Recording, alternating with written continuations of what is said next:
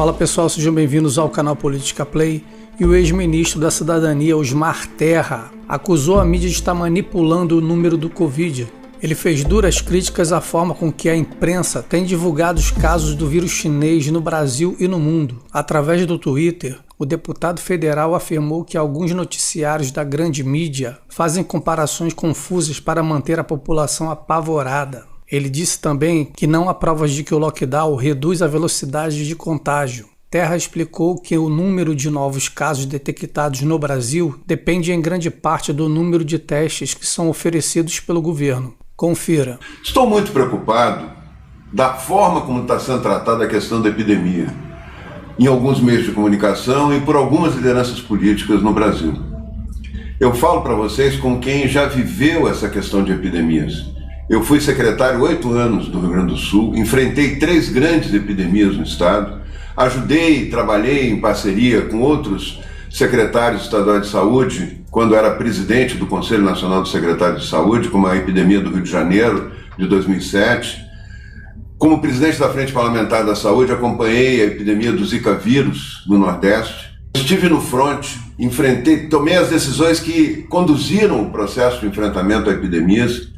E o que eu vou dizer para vocês tem a ver com essa experiência e com a experiência de todos os lugares do mundo onde se tem que enfrentar alguma forma de epidemia. Eu vejo a imprensa muito preocupada e alguns líderes políticos tendo uma coincidência muito grande da maneira como alguns meios de comunicação estão trabalhando isso, assustando a população. Estão assustando a população. Assustar é muito mais fácil do que bem informar. A população não tem informações adequadas sobre como é essa epidemia, como ela começa, como ela aumenta, como ela termina, não tem ideia de prazo, só tem um medo que a grande imprensa, boa parte da grande imprensa e alguns líderes políticos colocam para a população. Eles não dão uma esperança, eles não dão uma perspectiva, eles não dizem como é que vai ser, talvez até nem saibam mesmo, né? Mas deveriam saber que todas as epidemias têm um começo, meio e fim. Se pode prever o que vai acontecer numa epidemia, é só ter a informação adequada. E a população tem o direito de ter essa informação adequada. Não só de ser assustada, de ser apavorada, né, por determinados meios de comunicação e por determinados líderes políticos. Vejam só esse discurso do prefeito de São Paulo. Vejam se tem cabimento uma coisa dessa. Já estamos ampliando a capacidade do serviço funerário e dos cemitérios municipais de sepultarem 240 corpos, pulando para 400 diariamente.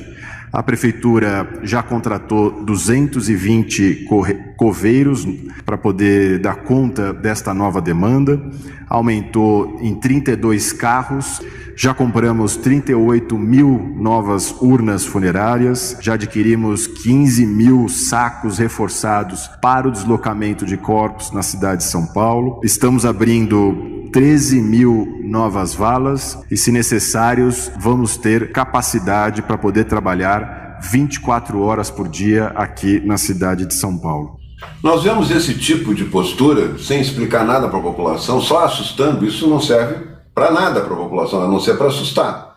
Isso é um relatório que a Prefeitura pode fazer internamente se acontecesse tudo que ele está prevendo. Não vai acontecer. Qual é o resultado disso? Qual é o objetivo de dizer isso para a população? A não ser assustar, justificar as medidas arbitrárias, autoritárias que estão sendo tomadas em relação a essa epidemia. E aqui eu vou tratar com vocês da boa informação, da informação exata, de 10 coisas que os líderes não estão falando e que nós podemos falar para vocês baseado em evidências científicas. Primeira coisa que é importante todo mundo saber, e que uma parcela da grande imprensa não fala, nem determinados líderes políticos falam, é que essa epidemia ela tem previsão de começo, meio e fim.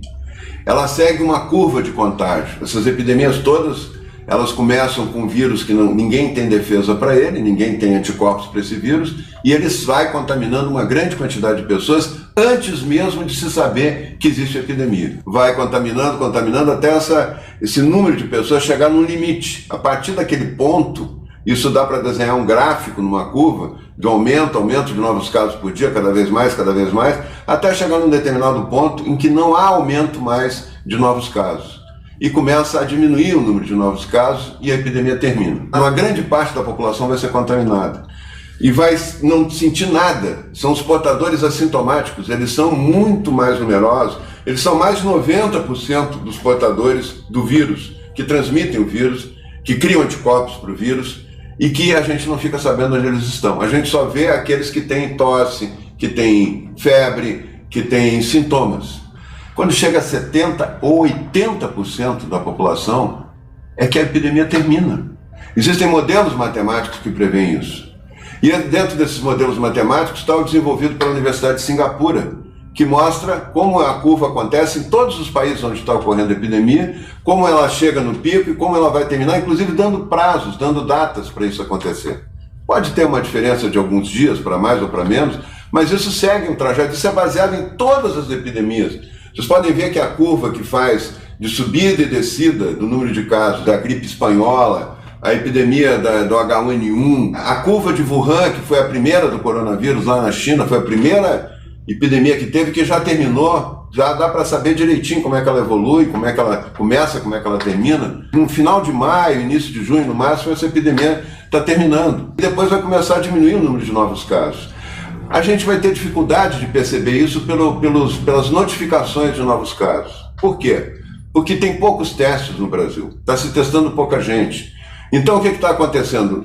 Os testes dão uma ideia a menos do número de casos real. Provavelmente nós temos o dobro dos casos que estão sendo notificados. Quando se começar a testar mais, é claro que vai subir a curva dos casos notificados. Vai ter mais gente sendo testada, vão aparecer mais casos. Isso não quer dizer que aumentou o número de casos. Simplesmente eram casos que não estavam sendo descobertos. Para acompanhar essa curva, para ser exato no acompanhamento dessa curva, o mais próximo possível da exatidão, nós temos que ver o número de pessoas que internam nos hospitais. A curva do número de pessoas que se internam nos hospitais. Essa curva é que vai nos dizer se a epidemia está crescendo ou se ela já está começando a diminuir o número de casos novos. E essa curva está nos indicando que provavelmente nós já estamos no pico, estamos começando a descer. Essa curva vai até o final de maio, no máximo, início de junho, para terminar. Então isso é uma boa notícia, isso a população devia estar sabendo, isso devia estar sendo falado para a população. E não propor uma quarentena que não tem prazo, que não termina nunca. A proposta inicial dessa quarentena, não sei se vocês sabem, foi feita pelo Imperial College, lá de Londres, que influenciou todos os governantes do mundo ocidental, não influenciou da Ásia, a Ásia não seguiu essa projeção matemática do Imperial College, mas ele disse que iam morrer milhões de pessoas, essa é a pior epidemia da história humana. E que isso seria uma tragédia muito grande se não fechasse tudo, se todo mundo não se fechasse em quarentena, por 5 meses no mínimo e 18 meses no máximo. 18 meses era o tempo para descobrir uma nova vacina. Primeiro, não está acontecendo essa tragédia no nível que eles estavam falando, e depois que não tem como manter uma população 18 meses fechada dentro de casa. As pessoas vão morrer de fome, não vão morrer de epidemia. O que está atrás da quarentena, da ideia da quarentena, é que é possível diminuir o número de casos por dia da epidemia e fazer com que o número de casos por dia, até chegar na maioria da população com anticorpos para o vírus, seja estendido no tempo. Isso significa estender a epidemia por tempo indefinido. Ninguém sabe te dizer quanto tempo vai durar isso. Graças a Deus isso é só uma construção teórica, na prática não acontece. A Itália se fechou todo mundo em quarentena no dia 9 de março, com a polícia, o exército na rua, para as pessoas não saírem na rua, que, para surpresa de todo mundo, cada dia que passava aumentava o número de casos novos, com todo mundo fechado dentro de casa. Até que chegou no dia 21 de março e teve 3 vezes mais casos novos naquele dia do que no dia em que encerraram a população em casa. Por que isso? Se está todo mundo fechado dentro de casa. O vírus circula muito tempo antes e circula com as pessoas assintomáticas, as pessoas que nada sentem. E essas pessoas podem estar na tua casa, meu amigo. Quando tu te fecha em casa na quarentena, pode ser o filho, o pai, o avô, um parente próximo, que está ali fechado dentro de casa com vocês e que, sem o ar circular, fechado dentro de casa, tem muito mais facilidade para contaminar.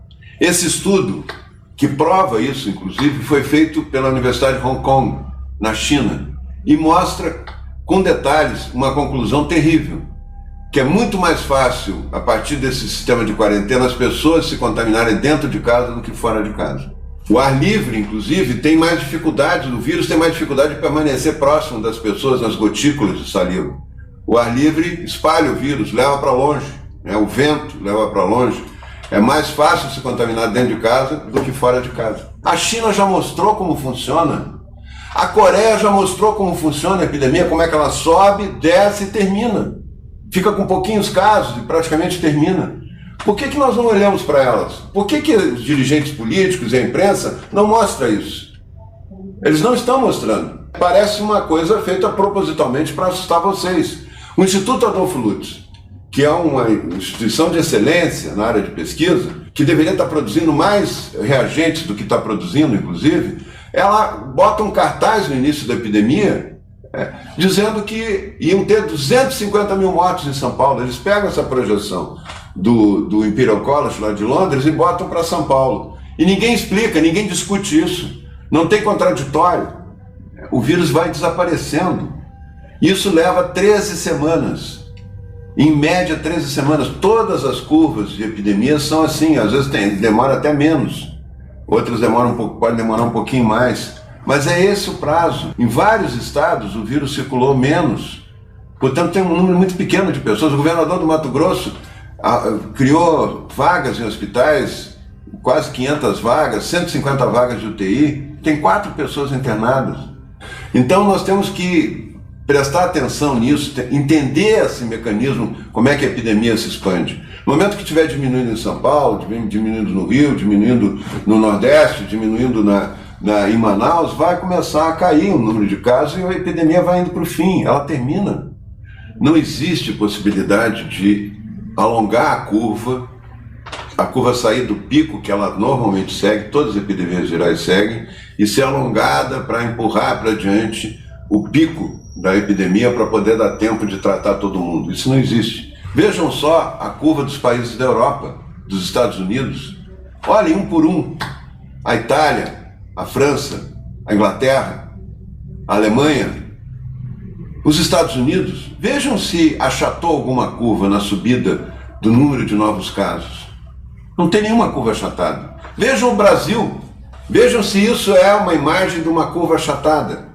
Vejam essa imagem da Universidade de Singapura, que fizeram a previsão da curva no Brasil. Eles estão com os dados, em azul estão os dados reais da curva. E em vermelho tem a projeção, como é que vai ser o curso da epidemia. Vejam a do Ministério da Saúde, as colunas semanais, as semanas epidemiológicas que a gente chama, mostrando a altura da curva. Veja se isso é achatamento de curva. Não é. Não achatou curva nenhuma. O vírus não sabe ler nem respeita decreto de governador. O vírus faz o seu curso natural, ele está em casa, fora de casa, ele está em toda parte já. As pessoas teriam que ter testes disponíveis para saber se eles são portadores assintomáticos, que não sentem nada do vírus ou não. Porque eles não sentindo nada, o risco deles contaminarem o vovô, a vovó, as pessoas próximas que têm alguma fragilidade é muito maior. Os grupos de risco, sim, fazer quarentena. Mas as demais pessoas, tomando todas as medidas de proteção individual, máscara, lavar a mão, elas podem trabalhar, elas podem levar uma vida relativamente normal. Não parar inclusive é o seu ganha-pão. Que a quarentena, minha gente, ela é muito interessante para quem tem dinheiro no banco, quem tem a geladeira cheia. Os pobres sofrem muito com a quarentena. O presidente Bolsonaro está dando R$600 por 3 meses, mas depois vai tirar da onde esse dinheiro, se não voltar a economia a funcionar? Nós estamos numa situação em que tem muita desinformação das pessoas. A vida tem que continuar. Por que o nosso modelo não é a Coreia? Por que o nosso modelo não é a Singapura? Por que o nosso modelo não é a Taiwan? Não é a própria China, em termos de trabalho, de continuar a vida? Eles têm o controle dos testes, eles têm protocolos rígidos para funcionar uma loja, para funcionar um restaurante. Por que os líderes políticos não falam disso?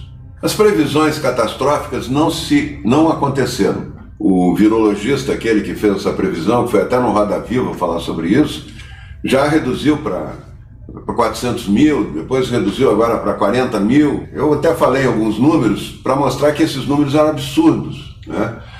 precisar isso é muito difícil no início de uma epidemia. Tem muitas variáveis. A minha margem de erro vai ser muito menor que a deles. Podem ter certeza disso. Eu quero dizer para vocês que é muito importante informar bem as pessoas e não assustar as pessoas. O que vocês estão vendo até agora é assustar as pessoas, não é bem informar.